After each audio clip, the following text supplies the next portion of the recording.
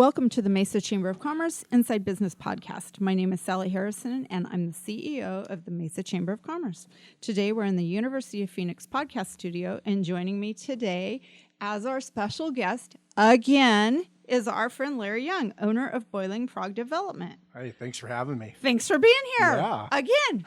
This is like, some people want to be paid staff. Yeah, I know. I should be on W-2 or something, huh? We'll figure that out at the end. Oh, well, we're glad you're back. The last few times you've been here, we have been talking about your new book, Walk the Sales Plank, which, if you haven't bought it yet, people, need to go on Amazon and check it out. And we've talked a lot about sales.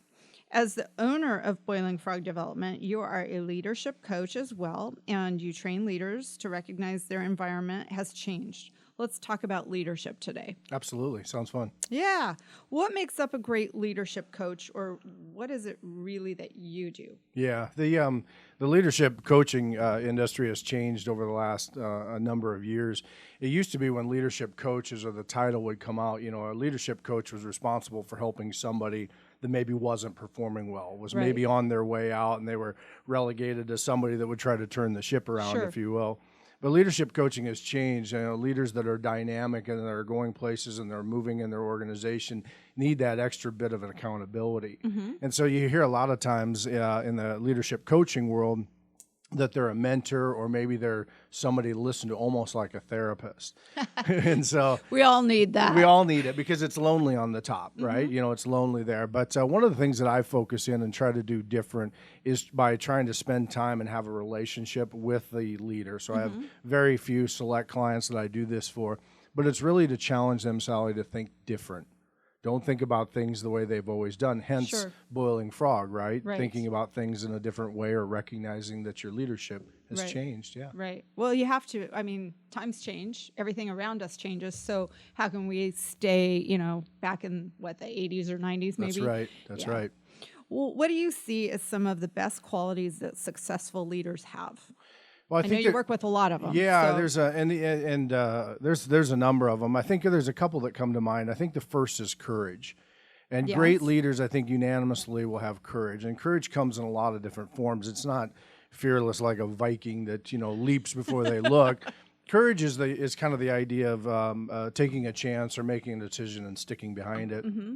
There was a fascinating Inc. magazine did a survey, and they looked at 2,600 CEOs that had been fired from their job. So these are people that had made a decision, right? And then it obviously Right or wrong. Didn't pan out. But what they found is that those individuals went on, 91% of them went on to a position of equal or greater responsibility. Interesting. Because they were able to learn from their decision. And that courage comes in lots of forms, maybe telling an employee that they need to do something better or giving better feedback. I think the second thing, and I love this one, is that great leaders develop their people. And they take the time. So when they come in each day and the door clicks behind them, the thought that they have is, how do I make this a better experience for my team? So I'm asked all the time, Sally, when I was brought in to rebuild markets, that was kind of my thing. So they bring me in, markets weren't doing well, and get them going and then move on to the next one. One of the things that I would always tell people that if you want to grow market or market share, grow your people first. Makes sense. When you grow your people, what you end up doing is you grow the customer experience. And when the customer experience grows, you grow market share. That makes sense. Totally. Makes a lot of sense. What do you think the difference is between a mission statement and casting a vision? Yeah, we get that a lot, and I always revert back a little bit. Mission statements have gotten a bad rap. In the 80s and 90s, they were, 9 pages long. They were hung on the wall. And You should be able to memorize it, That's right, yeah. And nobody Yeah. could remember a mission statement from years ago. And so it became really kind of uncool. Now, I'm involved in some organizations that we have a mission statement that is really the guiding principle. So in my opinion, the mission statement is what guides you. So if you've done it right or you've looked at it, you can use it as a tool to make that decision when you or your board or your executive team is together. And is it guided by that? And I think it's really, really powerful. That makes A sense. vision statement, in my opinion, is more, what do I want to be when I grow up? Or what do I want to be kind of when I get there? And great leaders understand the importance in casting that so that everybody falls in line. I like it. Yeah. Makes sense. How do you stay focused on your organization's vision? Well, one of the things that that I think leaders need to be able to do is draw a very clear picture in their mind of what that is. As I said, when you grow up or when you get there, and I think that it's one of the powerful things that leaders do when you have a really kind of a visual image of what that looks like and feels like, and take that time to reflect. I'll give you a really good example. When I took over one of my first markets, I mean, team members by and large were fairly disengaged. The bank itself had a bad reputation in the community, so it was not uncommon for me to leave for lunch, and there would be one, maybe two cars in the entire parking lot. I mean, it looked like a ghost town. It is rough. Was rough. And what was interesting is when I took over that market, I started parking in the farthest back parking lot, right? The stall, farthest way. Now, the parking lot wasn't really big, but after about a week and a half, the team asked me, we were in a meeting, they said, "Why do you park back there? There's all this, why do you walk that way? Are you trying to get in shape or what?" Maybe true. And I said, because that's where leaders park.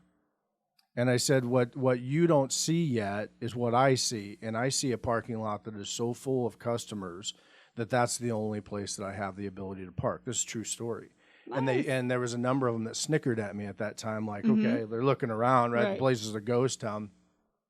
Within 3 years in that market, I came back from lunch one day, true story, and I'm looking around and go, where the heck do I park? Yeah. And the only slot that open was the one that I had that was the farthest away. And I walked into I remember walking in the bank, and it was really surreal, right? You know, and walking through, and that's full, and you walk in, and the lobby's buzzing, and everybody's got a customer at their desk. Yep. And then you realize that vision, that picture that I always had is really what come true. And I think that picture really, Sally, is what helps leaders to make those decisions on the spot. That's really smart. Yeah. It's good thinking. Yeah. How do leaders change the culture? They define Besides parking in the back. Yeah, culture is interesting. In my opinion, culture in an organization is the personality. It's the personality of the organization itself. So I think about in the chamber, when I walk in here, you know, whether it's 8 o'clock in the morning when we have a masterminds meeting, or if any time, you know, there's always a culture of people are excited. You've created that. You've all created that. And so that's kind of the personality of your organization. But when you think about it, what you really want to be able to do is you really want to be able to say, what is it that we accomplish? What is it we stand for? And culture is the attitude that you have while you do it. Sure. So leaders, we as leaders, they can go out, anybody can go out and say, this is what we do. Leaders can always go out and say, and this is the quality in which we're going to do it. But really defining what your culture is saying, how are we going to enjoy it while we do it? And what does that feel like? I totally stand by, if you're not having fun while you're working, something's wrong. I mean, I don't love every minute of every day. I don't think anybody does, but you should actually, I think, like, look forward to getting up and getting into the office and you know, being productive and working with your team. If you're not, I think you're in the wrong place. Yeah. You know, I've told people in the past, it's like, if you're not like having fun here, if you're not enjoying what you're doing, you should find something else. Of course, they've left. Yeah. And that's okay, because it's healthier, I think, in the end for everybody involved. That's right. You know, I mean, our culture here, we want people to enjoy coming to the chamber, get something out of coming to the chamber. Sometimes we have serious meetings, but there should be something, I don't know, fun, and it's something that you look forward to when you're coming. If you're taking time out of your day to go to a meeting, whether it's a chamber meeting or anything else, there should be something that you're looking forward to about that. Whether you're getting information, you're meeting new prospects, maybe you're just enjoying it because it's fun for some reason. Right. Like, there's got to be something you look forward to. That's right. Yeah. That's right. Otherwise, the culture's wrong. And somebody, I had learned a long time ago, and it was really good advice, that culture is bought and culture is intentional. And what that means is that when you come in the door, like I said, I always have that analogy, when it clicks behind you, well, how am I going to develop people, but how am I going to create that culture? When I say that it's bought, what I typically mean is a lot of times when things go sideways, the first thing leaders do is cut the wrong things. They cut the things that are morale building, or those types of things. And I get it. You have to manage the bottom line, and that makes sense. But you can really do some inexpensive things, whether it's pizzas, buy people T-shirts that match, I mean, whatever that happens to be, to create a culture. But it's always, always intentional. And the leader drives that. That makes sense. Yeah. How do you think leadership styles have changed over the past 20 years? And are there certain things that have stayed the same? Yeah, it's changed quite a bit. Now, the fundamentals of being a leader, Sally, are still tried and true. You know, it's developing people and doing those things and casting vision, leading change. Those have all the same. I think the style in which managers go about today is different. So if you go back into the 90s when I was starting my career, for the most part, it was kind of that, have you ever heard the analogy of the donkey and the carrot? So it's really where someone's sitting on the back of the donkey with a fishing pole holding a carrot out. And that's how people led. So it was kind of that idea of you work really hard, stay late, do all the things necessary, then I'm going to lead you to something better. And everybody was kind of shooting for that corner office. And that worked. That worked fine because if you found people that wanted to move up like me, I was really motivated by that culture. But some people were not. Now, what shifted over time is that the relationship with the employees is more collaborative. It's more of a partnership, if you will, in which how do I make you better? How do I help you achieve the goals that you want to achieve? And I think that's a big part of it. Now, feedback back in the day used to be it was that old I call it the feedback crud sandwich, right? Where you'd get the really bad news that you needed to change, but then they'd slap on top of it on the bottom something really nice, and then you'd only get that once a year. And so you were left with, well, how do I really improve? What am I really supposed to do different? And people were lost. So that hence the donkey and the carrot. But today, I think that your generation, like your millennials and the Zs that are coming along now, they're expecting something more collaborative, something that's more frequent feedback is really, really important. And at the end of the day, they just want to be the best version of themselves, and it's our job to get them there. Smart tips here, Larry.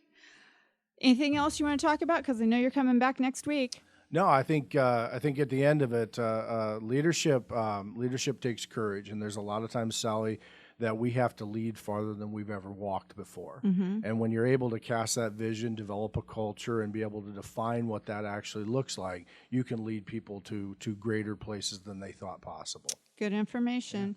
You can get more information in Larry's book, Walk the Sales Plank, at Amazon. Larry, thanks for joining us today on the Inside Business Podcast. You can find all of our episodes on the Inside Business Podcast at iTunes, Google Play, or your own favorite podcast website. You can also find them online at mesachamber.org.